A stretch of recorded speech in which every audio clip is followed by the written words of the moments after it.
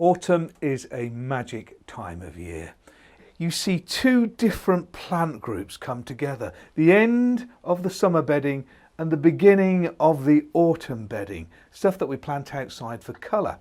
But there is one product group that we plant now in autumn but doesn't show its colour until next spring. And that's bulbs. But before I begin, it would be great, please, if you could give this video a thumbs up and share it with your friends and family. And also subscribe to my channel for loads of other great videos. Beautiful flower bulbs. Look at that. This is a daffodil.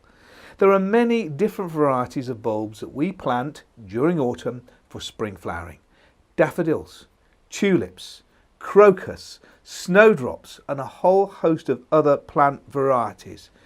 Now, nurseries have grown these to swell the bulb. So it's like a little battery, and right in the middle there's the flower and the leaves. So we plant these underground, and then as the soil warms it initiates colour, and out pops the bud as well as the foliage, and it flowers. Then it goes back underground and it takes as much energy as it can to charge itself up for future years. So if you plant a single daffodil bulb, they'll keep reproducing and growing year in, year out.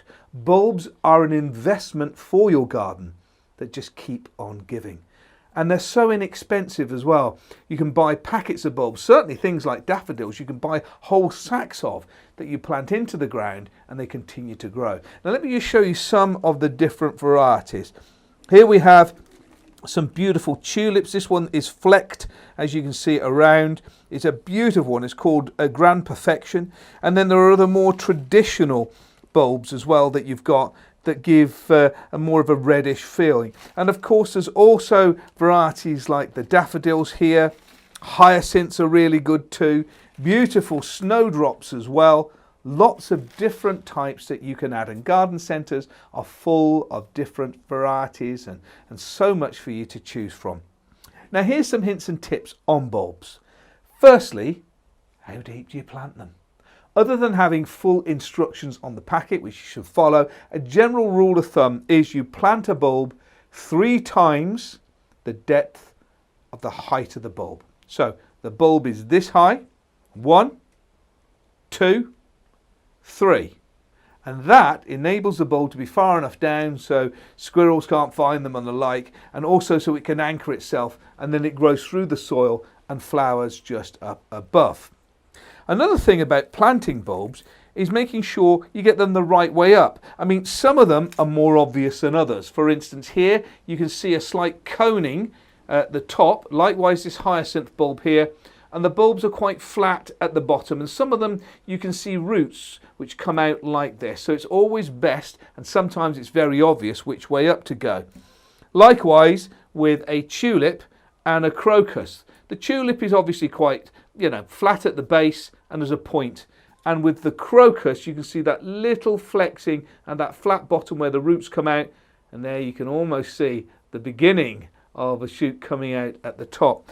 But things like alliums, they're not as obvious. With the alliums here you can see a slight point just at the top, and again a flat bottom, and the roots are a bit of a giveaway. But that is a beautiful bulb. Look at the energy. Now the secret is size matters with bulbs. Spend a little bit more for more fuller size bulbs for a better flower. So if you were to take a look, I don't know, to give you an idea, if you saw daffodils for sale and there's about 300 of them and they're that big, or you see these ones here for sale and you get about 12 of them for the same price, go for the bigger ones. They produce the better flower. These ones may take 2 to 3 years before you produce anything, but the bigger the bulb, the better the flower.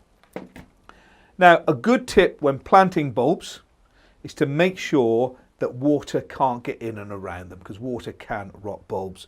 And unfortunately, you've got, especially with trowels, as you dig a hole, sometimes you end up with a point at the bottom rather than a flat bit, if you know what I mean. So when you try to push a bulb into the ground, it wedges itself really, and the gap at the bottom just there allows water to get in and rot the bulb. Now here's a really good tip.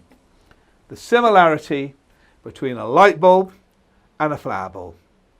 It's just the way you put it in. A light bulb bayonet fitting or screw fitting, you push and twist, push and twist. With a flower bulb, push and twist, push and twist. So the base of the bulb hits the base of the soil. No water can get in, it won't rot, and it will flower perfectly.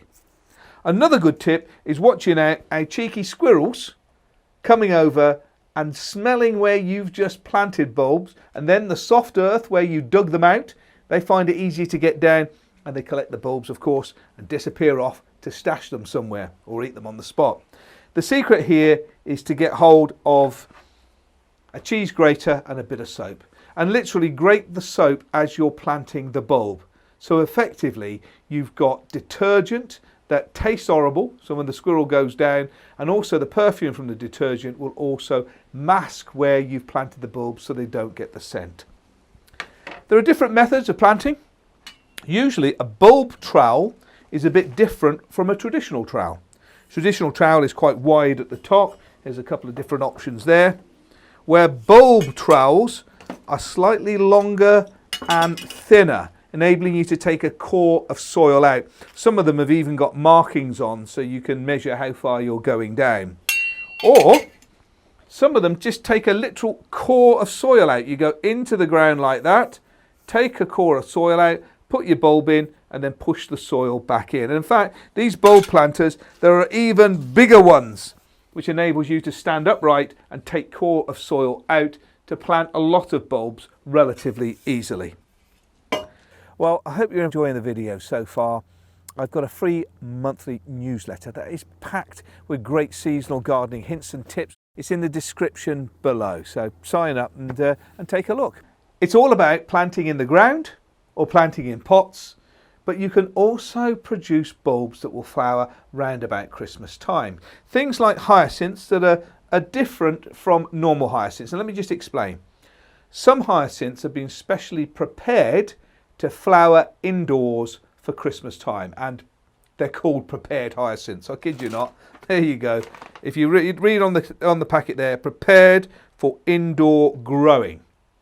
Now you can pop these into containers, or some people actually use hyacinth glasses, which is this hourglass shape with a few indentations just in there, and the bulb sits in that. You put water in the bottom. There we go. Let's show you. Now you want to put enough water in so the bottom of the bulb just touches the water. So it's not actually sitting in the water, but the bottom is there. So there you go. As you can see, oh, look at that, perfect. At the bottom of the bulb is just touching the water. So what happens is the roots will grow in here and actually fill this whole lower section, take the energy it needs, and above here a hyacinth will grow. You have to follow the instructions. It's usually about 10 weeks. So if you start round about the end of September, beginning of October, you could have a beautiful, fragrant, flowering hyacinth in your home. But it's not just hyacinths that you can get to flower at Christmas time. Towards the end of September, beginning of October, you can plant one of these.